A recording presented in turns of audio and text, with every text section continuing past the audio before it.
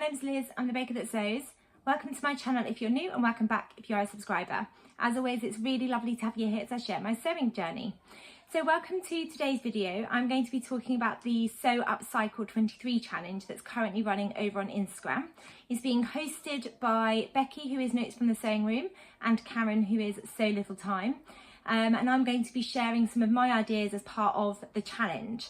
So I'll talk through first of all how you can get involved, and then I will talk about what my ideas are for the challenge. I've got my notebook here, just so that I don't forget anything, and then I've got lots of different things that I want to share with you as part of my ideas for the challenge. Before I start with that, I'll let you know what I'm wearing, and I'm wearing a Deer and Doe Sirocco jumpsuit made in this gorgeous gingham fabric. I can't remember where I got this from, I got it ages ago. Short sleeves, it's a faux wrap jumpsuit, it's got waistband all the way round, it's got these really lovely pleats, are they like, I was going to say darts, but they're not. I think they're just pleats. I think there are darts in the back, but they create this gorgeous shaping, and then you've got pockets too, and you've got the same pleats here. It's very close fitting, as you can see. I will put pictures in of me wearing this if I've got pictures. I can't remember if I have. But I love the Sirocco jumpsuit. It's really comfortable just to chuck on, and it feels really nice to wear as well. So the challenge that I wanted to talk about, and is kind of the theme of this video, is the Sew Upcycle 23 challenge. It's being run by Becky, who is Notes from the Sewing Room, and Karen, who is Sew Little Time. I'll link both of their YouTube channels and also their Instagram pages down below. I'm sure you give them a follow already, but just in case you don't, you can find out some more information about the challenge. It's running throughout the month of October, and the 31st of October is the reveal day. So that's when you need to reveal a photo of the original garment and then the finished garment as well. So we are being encouraged to make a garment or bag, and they're requesting that there are no pet makes included. You can use tablecloth, curtain, bedspread, unworn make, ready to wear clothing, or buy something from a charity shop and then upcycle that. If we use the hashtag Sew Upcycle 23 WIP, so WIP, for sneak peeks of your makes throughout the month of October, or your make.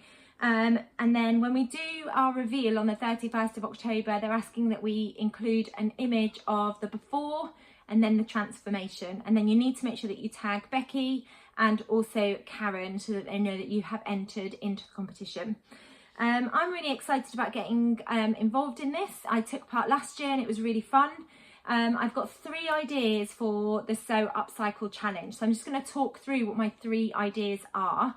One of them is something that's totally new to me. So I'm going to be using some of my scraps. The other idea that I've got kind of involves my love of crochet and then upcycling something. And then the third one is upcycling something that I've made that I no longer reach for. So I'll talk through all of that. So the first thing that I'm really excited about kind of getting involved in is using some of my scraps. I've got a massive basket. It's like a laundry bag style sort of basket. It's quite tall, and that's got all of my fabric scraps in. So I've pulled out a few of my fabric scraps from relatively recent makes that are bright and colourful, and I'm going to be piecing them together to quilt a pair of trainers, which I'm very excited about. I went through my fabric scraps before I was, well, whilst I was preparing for this video, so before I filmed, and I've pulled out a couple of things from some summer makes. They're all bright and colourful, and I'm sure there'll be other bits and bobs that I pull out from my fabric basket too. I didn't tip it all out, I just reached just for the top layer, which is why these fabrics have come out. But basically I want to quilt together and piece together some offcuts of fabric to make the pattern pieces for some trainers. So I'm going to cut these into squares probably, quilt them together, and then I've got some wadding, and then I'm going to probably use some plain cotton or I might make the inside the same as the outside actually. That might be quite fun. I'm just talking out loud to myself about this. And I'm going to be using, I don't know what I've done with it. It's here. So I've already bought the base for the sole for my trainers. I've got these from the I Can Make Shoes website. You just put in your size and you can order the correct size for your feet. And then the pattern I've bought from the icanmakeshoes.com website, and it's called the sneaker. and this is for my shoe size. So you buy the pattern for your shoe size, and then this is what it will look like. So I'm planning to quilt the pattern pieces and get it all ready so that I can construct the trainers in October half term. I've got a couple of weeks left at work, and then I'm going to be putting it all together. It also gives me enough time to really read the instructions properly, make sure that I've got all the glue and all the bits and bobs that I need to make some trainers. But I'm very excited about putting this together. So you get the pattern pieces. So I'm going to quilt the pieces together and just make some large pieces of essentially brand new fabric using all my offcuts. And then I'll lay the pattern pieces over the top and cut them out. I think it'll be a really great way of using some of my fabric scraps, especially some of those smaller pieces that I've just been keeping hold of because the fabrics are so precious. And I'm really excited about giving something that's totally brand new to me a try. I'm really hoping that the idea I've got in my head of these quilted trainers actually comes together when I sit down and actually start working on them. And I will of course update you on how I get on and how I find the pattern and how I find the instructions of making some trainers too. So that's the first idea, which I'm really excited about because it's something totally new and I feel like I'm going to learn some new skills. The second idea I've got is something that I've been kind of toying with and talking about in my Sunday sewing catch-ups because I've been really enjoying crochet. So I crocheted a granny square just as a tester for a cardigan that I wanted to make. And I felt that the granny square was too small. So I actually went up a couple of crochet hook sizes. But I still had this lovely granny square left and I didn't want to get rid of it because lots of hard work had gone into it. So I've just added to this granny square to make it slightly bigger. I'm going to add a few more rounds, I think. I still don't think it's big enough.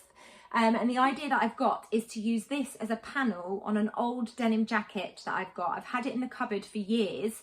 It's a ready-to-wear denim jacket that I bought probably about 10 years ago, and I've worn it and worn it and worn it. It's looking a little bit worn on the back. So what I'm planning to do is cut out the back panel and then insert some crochet into the back panel to give the denim jacket a new lease of life. And then I'm going to think about if there's anything else on the jacket that I would like to do, or if there are any other worn areas of the jacket that need a little bit of kind of attention, so that I'm going to be wearing this denim jacket more than I am currently. At the moment it's just been shoved in a cupboard, so it's in the wash at the moment. It's just a black, well, I say it's black, it's kind of a little bit worn, so it's almost like a charcoaly grey sort of black colour. But yeah, I'm excited about trying it, inspired a little bit by the Sewing Bee when they were upcycling crochet fabrics.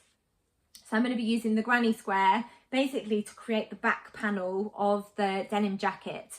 I might have to buy, I'm not sure what I'll have to do in terms of the seams because I'm going to chop out the back panel bit. I might need to bind the seams before I attach the crochet.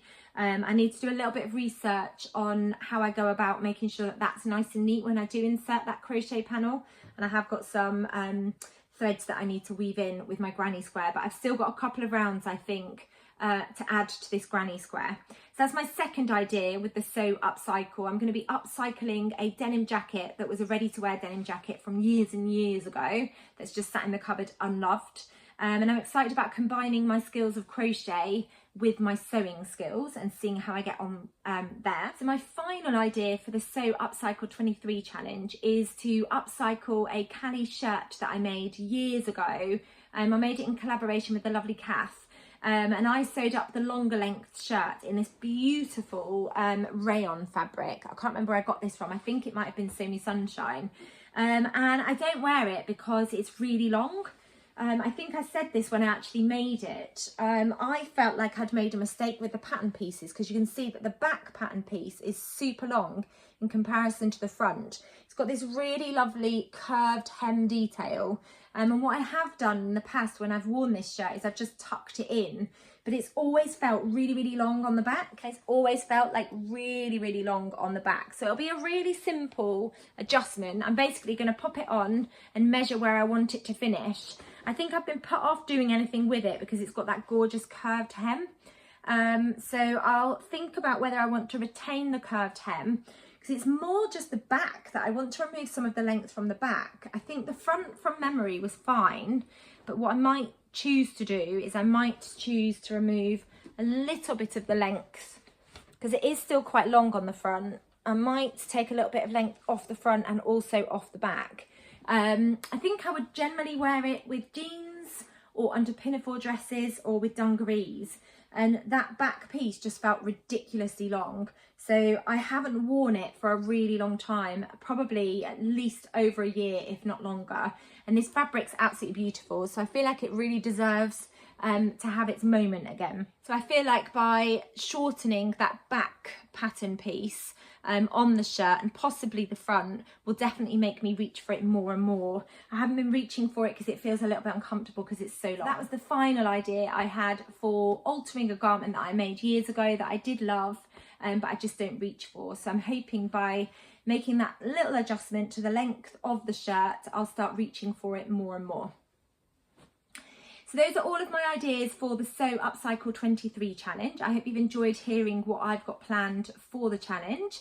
Let me know in the comments below if you're planning to take part and what you are planning to do as part of the Sew Upcycle 23. I'm really looking forward to seeing everybody's reveals on the 31st of October, and I'm really hoping that I managed to get all of my little projects finished in time for me to be able to share them. I think I'm most excited about the trainers because it's something that's totally new to me. But I'm also really excited about adding that crochet panel onto a denim jacket and adjusting the length of this so I can start wearing it more. So I hope you've enjoyed hearing what I've got planned. So if you've enjoyed this video, please do give it a thumbs up. If you haven't subscribed to my channel, I'd really love it if you could hit that subscribe button. You'll get notified of when I bring out my next video. Thank you as always for watching. Take care, and I'll be back soon with another video. Bye.